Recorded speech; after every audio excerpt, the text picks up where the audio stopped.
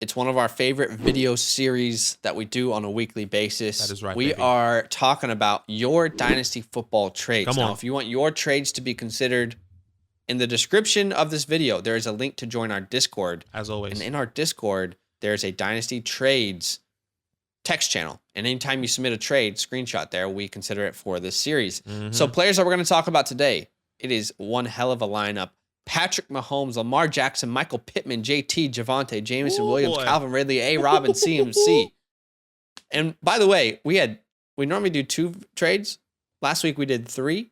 This week we're doing 4 trades. Okay, it might be a little bit quicker here because some of these are a little bit more obvious, but here we go.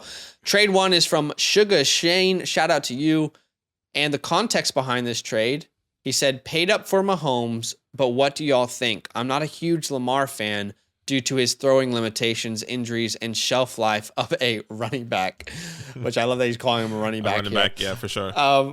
That's always controversial. Team A gets Patrick Mahomes, Adam Thielen. Team B gets Lamar Jackson, Michael Pittman, 23 second and third. But Aki, where do you stand in this trade? Where do you stand on this deal? For me, it has to be Team B. And the only reason, not the only reason, but the reason why I'm thinking you probably made this trade is because, yeah, you said you didn't like Lamar and his shelf life. But I wonder if you're a win now team as well.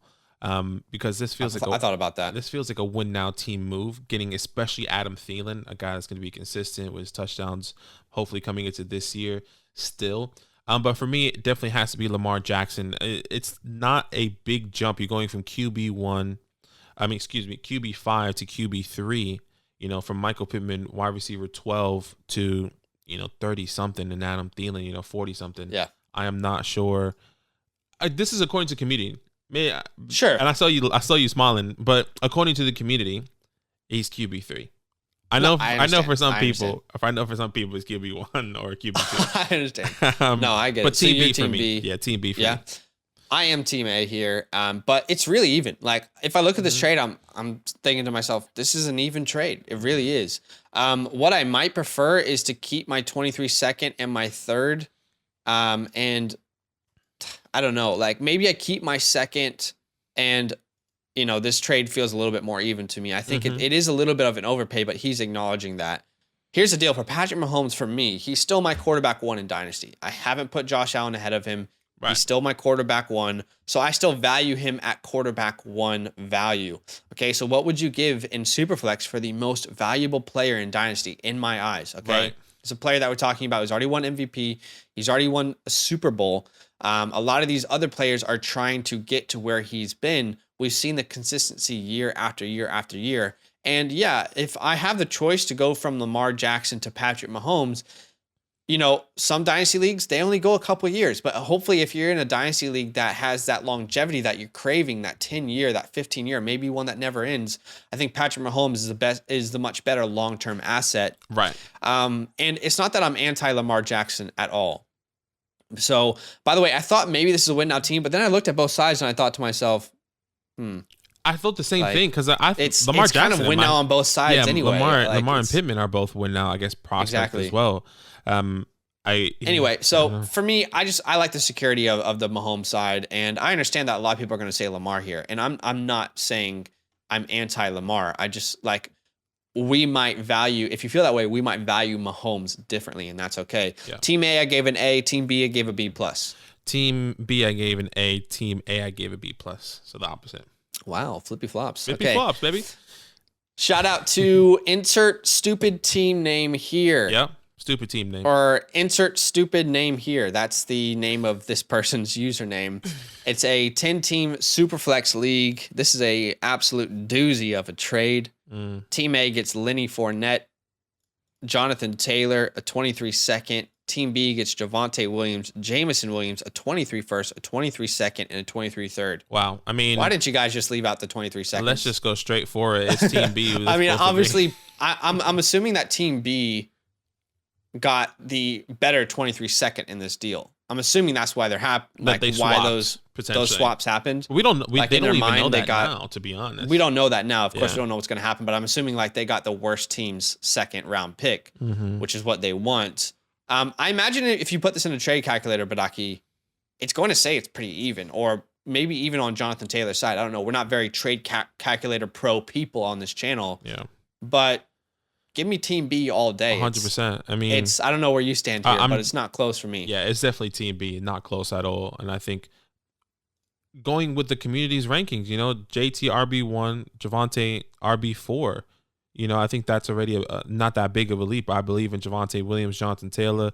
We all know what he can do, but I think it's the pieces and J-Mo, which is massive. I'm not a believer in J-Mo this year, but I do believe in his talent, purely obviously because of the injury and how he's gonna to bounce back. And we said this for Lenny. This could be one and done. That's my biggest point in this trade is the Lenny part of this deal. Yeah, we said this for Lenny that if Tom's gone, everyone's value is plummeting, and maybe Lenny is gone and done after Tom officially retires. What is it? Maybe, who knows? But I mean, what's the deal that he got? Tom's only on he's got a one year left on his contract. Are you talking about Lenny or Tom? I'm talking about Tom. Lenny has a 3-year deal. Tom ESPN. Tom has 1 year left in the NFL, and then he has like this 10-year deal with a network. I think it's Fox. I can't remember. It might be CBS. But I mean, we talked about this before. When you sign that kind of deal and you're looking to your future, it's so hard to be present. Exactly. So I personally feel like this is really the last year for Tom Brady, and Lenny really thrived off of Tom's success in that offense. Mm-hmm. I mean, Lenny was on track to lead the NFL in targets. There's no way you put those kind of numbers up if it's Blaine Gabbert. If it's Kyle Trask, obviously they can draft someone, but that doesn't mean the offense is going to be anywhere near as good without Tom Brady. So yeah, and I know there's a huge gap between Jonathan Taylor and Javonte Williams in people's minds right now. I understand that. But if you're looking at a startup draft specifically, because I feel like this is where the person is justifying this trade. Well, I'm getting Jonathan Taylor. Well, you're losing Javonte Williams. Like, why do you need to make this move? This is more of a lateral move than the downgrades that you're getting for the rest of the deal. I mean, startup draft specifically, you're only seeing these guys go about 8 spots from each other in startup drafts, sometimes even closer. Sometimes JT's the 110 and Javonte's the 201. So it really depends. Yeah. So for me, I just think we're giving up way too much for Jonathan Taylor. And again, it just keeps showing me as to why I think people should be selling Jonathan Taylor right now. Agreed. If they get a haul like this, don't hear what I'm not saying. Don't sell Jonathan Taylor for nothing. And don't even sell him for good value. But if you can get a haul like this is when you pull the trigger. Sure. And for me, Jameson Williams, his upside is higher than any wide receiver in this class this year. So I think this shows another example of an incredible opportunity to buy him low. And then we're not even talking about the 23 first round pick that you just get. just thrown in there. So yeah, for me, I gave Team A a B-, Team B an A. Yeah, I gave Team A a B- and Team B an A. I think it's the same thing. So yes. Wow, you're just copying my grades here, flipping them around. Trade 3 is from Nova. Oh man, this is an interesting one. 100%. Yeah, I'm really curious to see where you stand. I think people, if they've been watching our channel for a while, will know where I am. But Team A, Calvin Ridley, Dawson Knox, Cole Turner, 24 first round pick. Team B, Amari Cooper, Darren Wawa, and Foster Moreau. To me, this is a great example of just how easy it is to trade for Calvin Ridley right now. Right. I mean, you look at this deal, and he almost just looks like a throw-in at this point in this deal. We're talking about Calvin Ridley here. He's one of my favorite buy lows. And how many buy low wide receivers out there can you guys name who have already finished top 6 in their career, who have produced year after year after year, multiple years with over 6, 7, 8 touchdowns on their resume?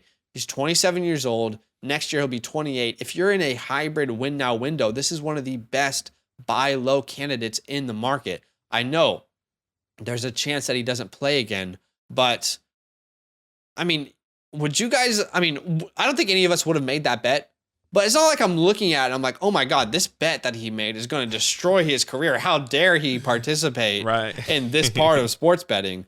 I know the mental health is serious, but I think he's going to have enough time to really get through that. So anyway, I think Calvin Ridley was a huge buy low here. And then what is Darren Waller's value with Adams there now? I don't know the answer to that. So I'm more than willing to move on from him and get future draft capital, as well as Dawson Knox, someone I feel comfortable with in Dynasty as a tight end that I can start. So I was very pro Team A here, but I don't know if you're Team B. You could potentially be. No, This was a head scratcher for me because there are two people on both sides I don't want any stock of, and that's Calvin Ridley and Amari Cooper.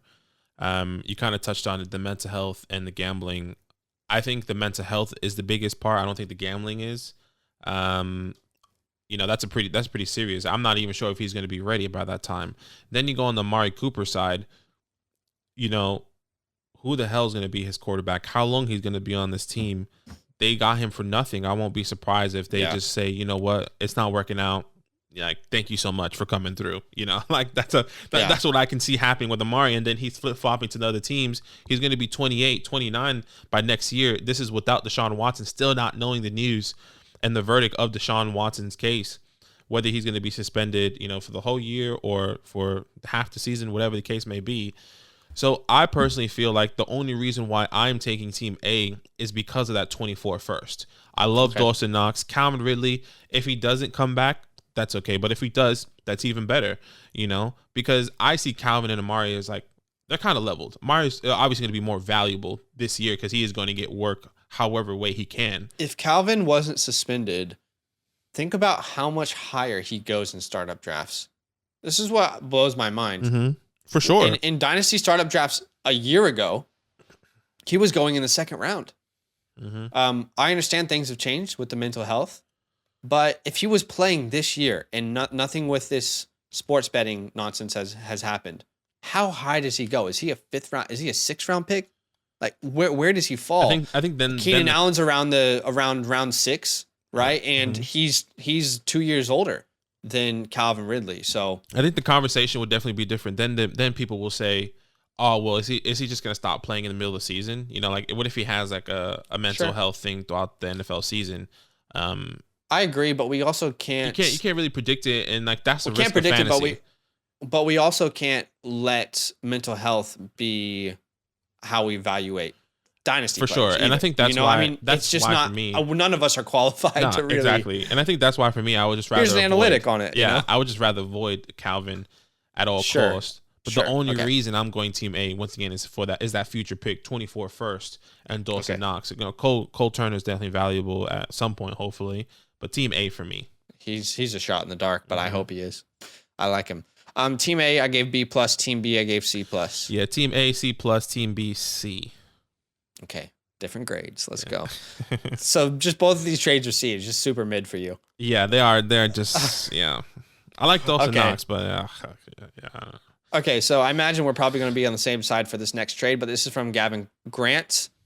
And Team A gets A-Rob, Damian, 23 first, 24 second. Team B gets CMC, Brevin, and 23 fourth. I think really the reason, because I don't imagine we're going to disagree here. Mm-hmm. But again, I think the reason I wanted to show this is because there are still people out there who have CMC who can get this sort of value. People are still willing to pay a premium in leagues. It might not be in your league, but it's more than worth exploring what you can get for CMC. In a lot of people's eyes, he's still the RB1 in fantasy football. And what would they be willing to give up for that if they're a win now team? I mean, this time next season, let's say CMC's healthy. He finishes as the RB3. Mm-hmm. Is he going to be more valuable than this? I don't think so. I don't see him being more valuable than this. So I'm obviously Team A. We can talk about it, but I assume you're Team A. I don't know. I don't want to speak for you. I know we both really love A-Rob. No, for sure. I'm definitely Team A. I like A-Rob and Damian in that 23 first. I like everything about Team A personally.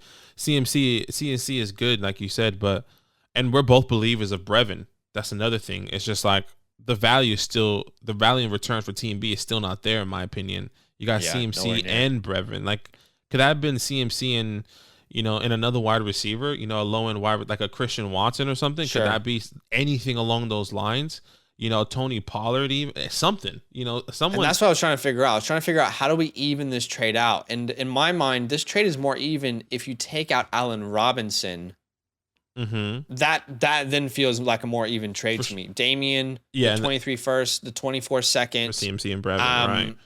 CMC and Brevin. I mean, the 23 fourth is really not, that's a practice squad guy typically, right? So that feels like a more even trade to me. Even then, like if I'm paying for CMC, I don't want to give up Damian a first and a second, but I think that's probably what his value is going to be. Probably. right now, personally, I mean, I would take A-Rob in a 23 first if I could sit in CMC. I would do that right now in a heartbeat, but that's my confidence in A-Rob. Yeah. By the way, talking about CMC, I think he's going to be fine. And I don't think the injury is something that we should focus on because we can't predict it. But it is still worth noting that that is still one of the worst offensive lines in football. I know they got Equis last year in the draft, this year in the draft, excuse me. But there's no guarantee that he is a guy straight away. I mean, how long did it take Andrew Thomas to really be a good tackle? This is still the second worst offensive line in football. And he's already signed his long-term deal. As a running back, you don't get 2 long-term deals. That just doesn't happen in the NFL. So, yeah, I mean, I'm pretty heavily on Team A, but I guess I just wanted to bring it up to those who have CMC. And, of course, there's going to be people who are watching this who are CMC truthers till they die, and they'll say, "This you can't quantify his value." Well, I feel like we got to wait and see. This is way more than what he's worth, personally. Agreed. 100%. Okay, Team A, I gave an A+. I've not given out many A+. A+? Oh, okay. Team B, I gave a C. Okay, Team A, I gave an A, and Team B, I gave a B. Wow, well, way less harsh than me. I guess, CMC is still valuable. We got to wait and see. Sure. So, and I believe in Brevin. Think, like, I agree. How far into the timeline do we have to see to look at this trade and be like, oh my God, that was awful? Is it 2 years? Like, that's how short this timeline is potentially, you know? Like in 2 years, we look back on this and we're like, oh my God, that is one of the worst trades we've seen in a while. To be fair, everyone is in question here. Is Allen Robinson really going to be the top guy? Fair enough. Is Damien Harris, where the hell he's going to be next year? You know, CMC, can he stay healthy? He'll be in Buffalo. Mark it down. Damien Harris to Buffalo. Mark it down, ladies and gentlemen. Is Brevin Jordan, going to be anywhere near a top tight end as much as we agree? You know, the only guaranteed here is a 23 first.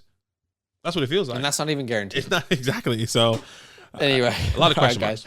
Why don't you go ahead and let us know in the comments what you think about this trade, these trades, where you stand on them. If you disagree, agree, that's okay. Let us know in the comments below. Yo, what's good? Thanks for watching. We got a lot more videos. A lot more. If you want more videos. Watch it. You can also subscribe. Right now. If you want to. You need to. And lastly, don't forget that you can sign up to support the show and get exclusive content by going to patreon.com/FantasyLandFam.